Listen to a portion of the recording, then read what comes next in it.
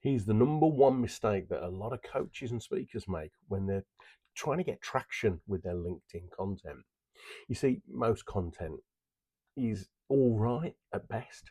Many coaches don't struggle on LinkedIn because they lack knowledge or experience or expertise or something useful to say. They struggle because they misunderstand the job LinkedIn is actually doing in their business. Allow me to explain. I made this mistake really early on in my speaking and coaching career. I treated LinkedIn as a place only to demonstrate credibility, to build social proof, demonstrate insight, share insight, and try and be helpful. I wrote thoughtful posts. I thought I offered good advice and tried to sound professional, balanced, and reasonable. Well, as professional as I am anyway. The response was polite, engagement was all right. Very little moved in the business. Very little. The mistake was simple but costly. Coaches use LinkedIn to express themselves rather than to position themselves. That's important. Hear that again. They use social media to express themselves rather than position themselves. Write it down, stick it on your screen on a post-it note, so the next time you create content, you're reminded of that. It's about positioning. Many people write posts that explain, educate, empathize, but never really clearly defined who they're for, what problem they're solving, what pains are they solving, or why their perspective is different to the rest of the crowd out there, just like them. The content sounds sensible, but it's interchangeable. It could have been written by almost anybody in the industry, and then you sound like everyone else. The market treats you the same as everybody else. So when we post, it should be to help the platform find the right people for your post. Does that make sense? So it rewards clarity far more than cleverness.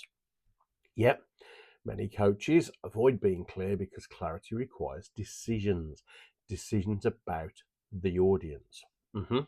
So instead, they write broadly, right across the spectrum, so they don't alienate anyone.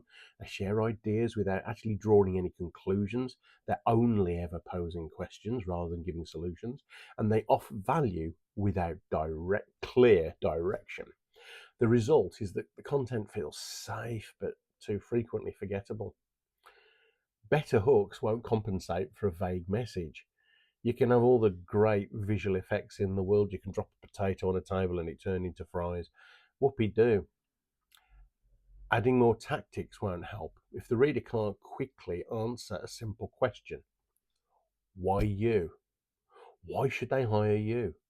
LinkedIn is not a diary or a blog or a place to showcase how much you know. It's a filtering mechanism.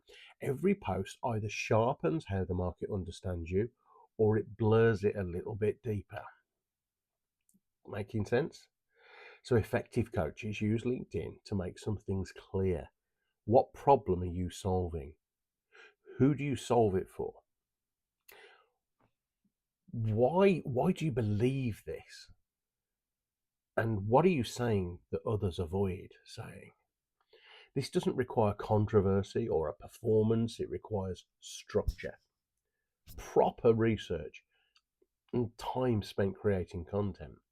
If your posts get polite engagement but no meaningful conversations on the back end of it, it's a nice to have, not a must have. If people like your content but never inquire if you feel invisible but not selected, you know what I mean? Then the issue is unlikely to be your writing ability. It's far more likely that many of us are expressing, not positioning. So, to find out how to position your thinking more clearly and commercially without gimmicks or noise, drop me a message and ask about the benefits of our peer mastermind group for coaches and speakers. Speak to you soon.